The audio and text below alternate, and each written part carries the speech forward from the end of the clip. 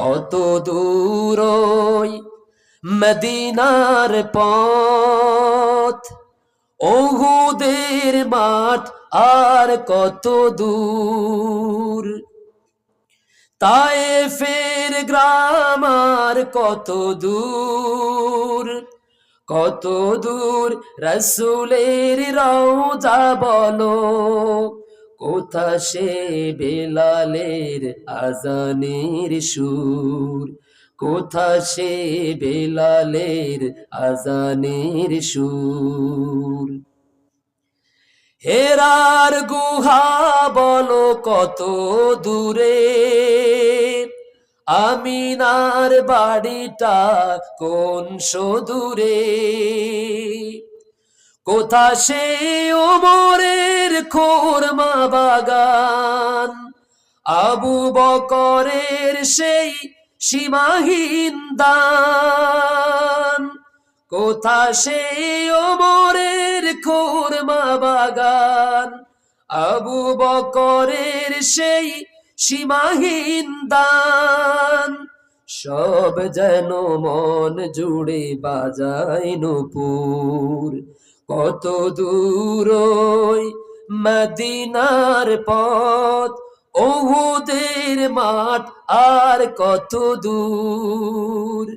তায়েফের গ্রাম আর কত দূর,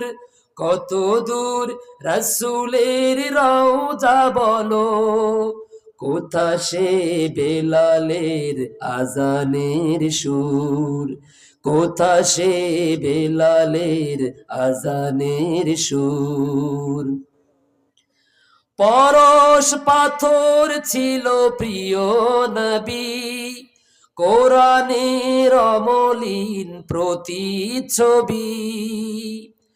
পরশ পাথর ছিল প্রিয় নবী, কোরআনের অমলিন প্রতিচ্ছবি, মুমিনের জীবনের বাঁকে বাঁকে বদরের ওই স্মৃতি আজও ডাকে, মুমিনের জীবনের বাঁকে বাঁকে বদরের ওই স্মৃতি আজও ডাকে, তার প্রেমে জীবন হয় যে মধুর, কত দূর ওই মদিনার পথ, উহুদের মাঠ আর কত দূর, তায়েফের গ্রাম আর কত দূর,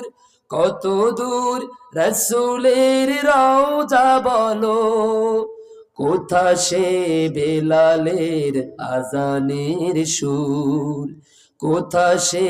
বেলালের আজানের সুর। আল্লাহ যেন আমাদেরকে আবু বকরের মতো ঈমান দান করেন, উমরের মতো ঈমান দান করেন, হযরত বিলাল রাদিয়াল্লাহু তাআলা আনহুর মতো ঈমান দান করে বলি আমিন। ঈমানটা যদি মজবুত হয়, নির্ভেজাল হয়, বিশুদ্ধ হয়, খাঁটি হয়, আল্লাহর সাহায্য নিশ্চিত। সুবহানাল্লাহ বলেন।